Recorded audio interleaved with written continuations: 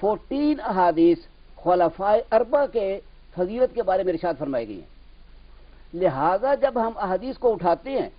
और हज़रत अबू बकर सिद्दीक़ रज़ियल्लाहु ताला का एक मुस्तकिल और पूरा एक बाब नजर आता है, उसके अंदर ऐसी ऐसी अहादीस नजर आती हैं कि उस वक्त इंसान झूम जाता है। प्यारे मुस्तफ़ा सल्लल्लाहु अलैहि वसल्लम ने इरशाद फरमाया, मा नफ़ानी मालो अहदिन मा नफ़ानी मालो अबू बकर सिद्दीक, मुझको किसी के माल ने इतना नफा नहीं दिया जितना कि अबू बकर सिद्दीक के माल ने मुझको नफा दिया है। पहला मा नाफिया है, दूसरा मा मौसूल है। फरमाया मुझको किसी के माल ने नफा इतना नहीं दिया जितना अबू बकर सिद्दीक के माल ने मुझको नफा दिया है। दूसरे मकाम पर इरशाद फरमाया कि मुझ पर जितने एहसानात अबू बकर सिद्दीक के हैं लोगों में से इतने और किसी के मुझ पर एहसानात नहीं। तीसरे मौका पर इरशाद फरमाया नबी करीम सल्लल्लाहु अलैहि वसल्लम ने कि मुझ पर जिस किसी का कोई एहसान था मैंने सबका एहसान अदा कर दिया है बजुज़ अबू बकर सिद्दीक के, इसका एहसान मैं क़यामत वाले दिन ही अदा करूंगा। और दूसरी रिवायत में उम्मुल मोमिनीन खदीजतुल कुबरा सलामुल्लाह अलैहा आपका भी तज़किरा है कि ये दो शख्सियत है इस्लामी तारीख में कि जिस किसी ने भी आका अलैहिस्सलातु वस्सलाम ने फरमाया मुझ पर एहसान किया मैंने उनका बदला उतार दिया, ये वो दो शख्सियात है जिनका बदला क़यामत के दिन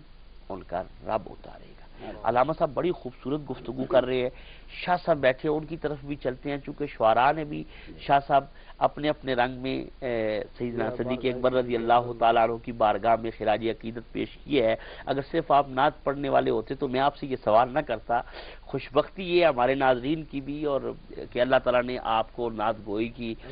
नात लिखते भी हैं पढ़ते भी है और माशाल्लाह काफ़ी इस पर आप लिख भी चुके हैं और यकीनन बज़्म फ़रोग़ नात पाकिस्तान के हवाले से आपकी खिदमात जो हैं वो अहले इल्म और अहले फ़िक्र से ढकी छुपी नहीं है। और अल्हम्दुलिल्लाह आपको ये मलका हासिल है कि बड़े बड़े प्रोफेसर आज़ाद को आपने उठा के कहाँ से कहाँ पहुँचा दिया इस नात के हवाले से। तो मैं ये करूँगा, यहाँ पर एक नुक्ता आ रहा है हमारे सामने कि अबू बकर सिद्दीक रज़ी अल्लाह ताला अन्हु के हवाले से हज़रत हसन बिन साबित जी हज़रत हसन बिन साबित रज़ी अल्लाह ताला अन्हु ने एक मौका पर फरमाया नबी पाक सल्लल्लाहु अलैहि वसल्लम ने कि ए हसन क्या तूने अबू बकर सिद्दीक के बारे में भी कुछ कहा है? तो उन्होंने अर्ज किया रसूलुल्लाह ज़रूर मैंने कुछ कहा है। तो उन्होंने फिर वो गारे सौर वाला वाक़या बयान किया। तो इससे हमें ये उक्ता भी खुलता है कि नात के हवाले के साथ साथ मनक़बत रहमत आलम सल्लल्लाहु अलैहि वसल्लम के दौर में लिखी गई है। जी इस पर जरूर समझता हूँ कि जो अहादीस रसूलुल्लाह ने जिस तरह अल्लामा साहब फरमा रहे थे कि जो हज़रत सैयदना सिद्दीक़ अकबर की शान में जो अहादीस हैं वो भी अगर उसको आप दूसरी नज़र से देखें तो वो भी तो एक मनाकब है, मनकबत का एक हिस्सा है। हाँ, और मैं समझता हूँ कि सैयदना सिद्दीक़ अकबर की जो हैसियत है इस्लाम में वो एक ऐसी है कि जो सुनहरी हरूफ से लिखने के काबिल है। मैं वो वाक़या मेराज जो है मैं उस हवाले से बात करना चाहता हूँ कि जैसे ही रसूलुल्लाह ने ऐलान फरमाया मेराज शरीफ का कि मैंने अल्लाह का दीदार किया, मुझे ये सआदत हासिल हुई, अल्लाह ने अपने फजल से मुझे रात के थोड़े से हिस्से में आसमानों की सैर कराई और अपनी तजल्लियात से नवाजा। तो जब वापस आए तो अबू जहल ने ये बात एतराज़ किया लोगों में,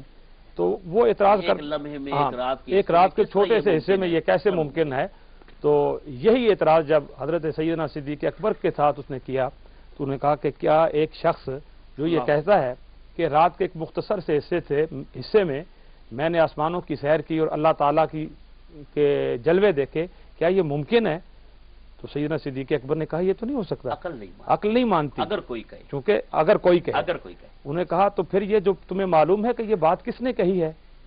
तो सैयदना सिद्दीक़ अकबर ने फरमाया कि नहीं। उन्होंने कहा ये तुम्हारे आका मौला जनाब मोहम्मद रसूलुल्लाह ने फरमाया है। तो फरमाया वो कोई तो नहीं है, वो तो मेरे महबूब मेरे आका मौला हैं और रसूलुल्लाह की जुबान जो है वो जब भी हिलती है तो उस पे वही खुदा होती है, वो झूठ हुजूर की जुबान पे झूठ नहीं आता।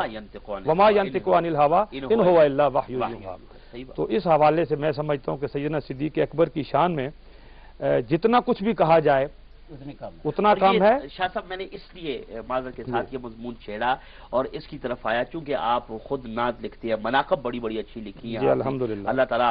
آپ کے قلم میں اور برکت عطا فرمائے۔ گویا یہ وہ موقع ہے کہ منقبت کا تصور ہمیں سیرت میں ملتا ہے کہ آقا علیہ الصلوۃ والسلام نے خود اپنی موجودگی جی ہاں بالکل، وہی حضرت حسان بن ثابت جو شاعر دربار رسالت صلی اللہ علیہ وسلم تھے، ان کو کہا کہ کیا تو نے میرے ابو بکر کی شان میں بھی کچھ لکھا ہے، یعنی خود فرمائش حضور کر رہے ہیں اور پھر انہوں نے پیش کیا تو منقبت کا نعت کے ساتھ ساتھ حضور کی سیرت اور دور میں منقبت کا تصور بھی ملتا ہے اور اسی پر چل کے آگے مناقب لکھے گئے۔ نسلی حوالے سے محدثین نے بڑے بڑے باب باندھے، مولا کائنات کے فضائل ہے، صدیق اکبر، عمر فاروق، خلفائے راشدین رضوان اللہ تعالیٰ علیہ مجمعین کے حوالے سے وہ ہمیں مناقب ملتے ہیں سیرت کی کتابوں میں، لیکن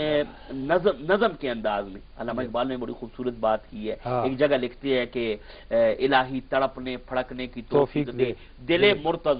سوز صدیق دے، کہ دل حضرت مولا کائنات والا دے اور سوز مجھے سیدنا صدیق اکبر والا دے۔ اور وہ واقعہ قطع کلامی معاف، حضرت سیدنا صدیق اکبر کی وہ بات کہ جب سارا گھر جو ہے سرکار کی بارگاہ میں پیش کر دیا تو اس کو بھی علامہ اقبال نے بڑے خوبصورت انداز میں جب رسول اللہ نے فرمایا کہ اے ابو بکر تم نے اپنے گھر میں بھی کچھ چھوڑا، تو سیدنا صدیق اکبر نے فرمایا ہاں یا رسول اللہ، میرے گھر میں میرا اللہ اور اس کا رسول میرے لیے وہی کافی ہیں۔ تو اس کو اقبال نے کہا تھا کہ پروانے کو چراغ، انادل کو پھول، بس صدیق کے لیے ہے خدا کا رسول۔ شاہ صاحب صدیق اکبر کے حوالے رضی اللہ تعالیٰ عنہ کے حوالے سے کوئی منقبت؟ میں نے ایک منقبت کہی ہے، کافی ساری مناقب کہی ہیں سیدنا صدیق اکبر کے شان میں، لیکن یہ جو منقبت میں پیش کرنے چلا ہوں، یہ منقبت میں نے یہیں برطانیہ میں